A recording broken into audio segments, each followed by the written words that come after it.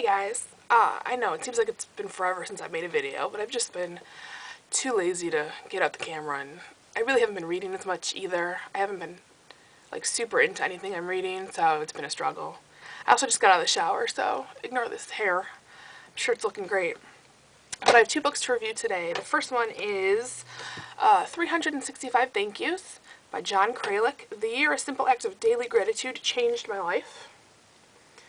And this one I actually enjoyed. I was excited for this. I was excited for both of these books I have today, but I read about this one online or somewhere, and it's about John Kralik, the guy who wrote it, who was just going through a really rough patch in his life and was getting divorced for the second time and trying to support these two ex-wives and his daughter.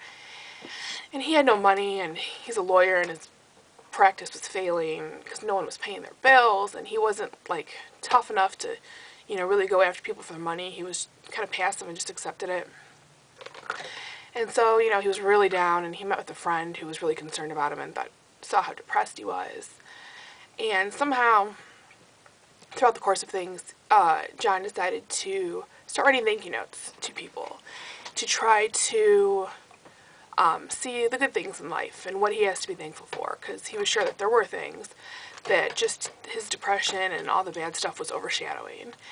And so he started writing thank you notes to his girlfriend and to his friends that were helping him and to clients who paid their bills, and it just like turned into this big thing. He wanted to write 365 of them in a year.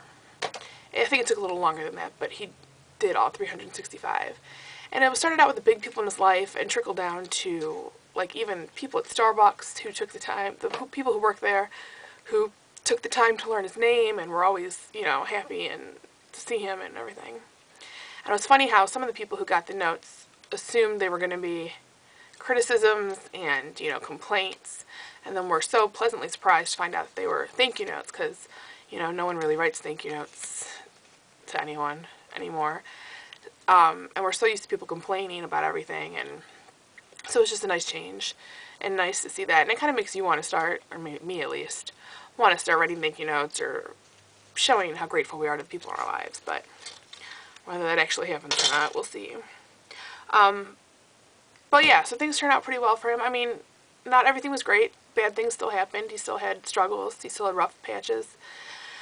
But just having the being thankful and seeing the good things that were happening even among all the bad stuff, really helped him, and was a good way to look at things. So that's something to take away from the book. And it was a good read. I liked it a lot. I think it's a good read for most people. I think, it sends a good message and makes you think.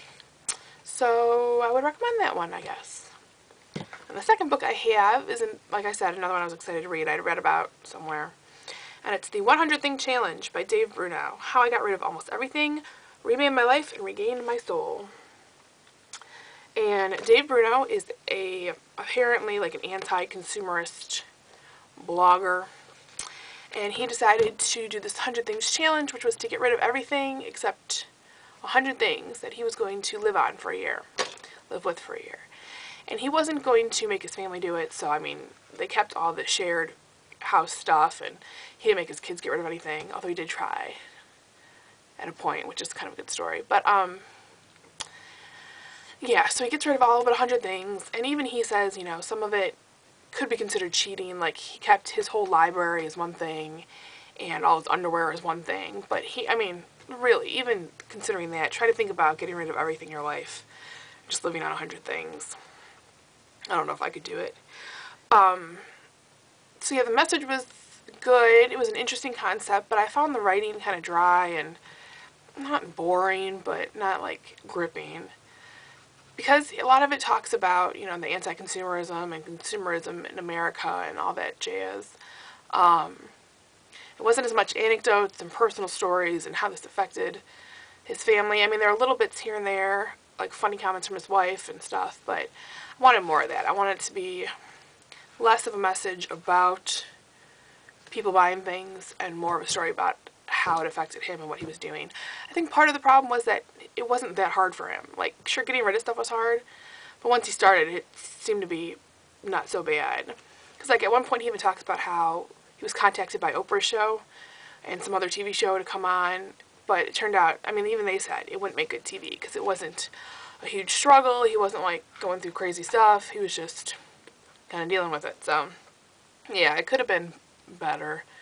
Or, I don't know, could have been something. Like, had some other writers written it, some other nonfiction writers that I've read. I mean, it could have been hilarious. But I guess you don't want to force dramatic stuff to happen to you in the course of this. If it doesn't, you're just kind of supposed to do it for what it is. So I haven't finished it yet, actually. I still have like 40 pages or so. So I will finish it, hopefully. But, yeah, disappointed a little. I really wanted it to be something else. But it's still a good message. Still, you know, makes you want to clear out your crap. And, yeah, so that's really all I have to say about that, I guess. I guess that's it. So, thanks for watching, and I'll talk to you guys later.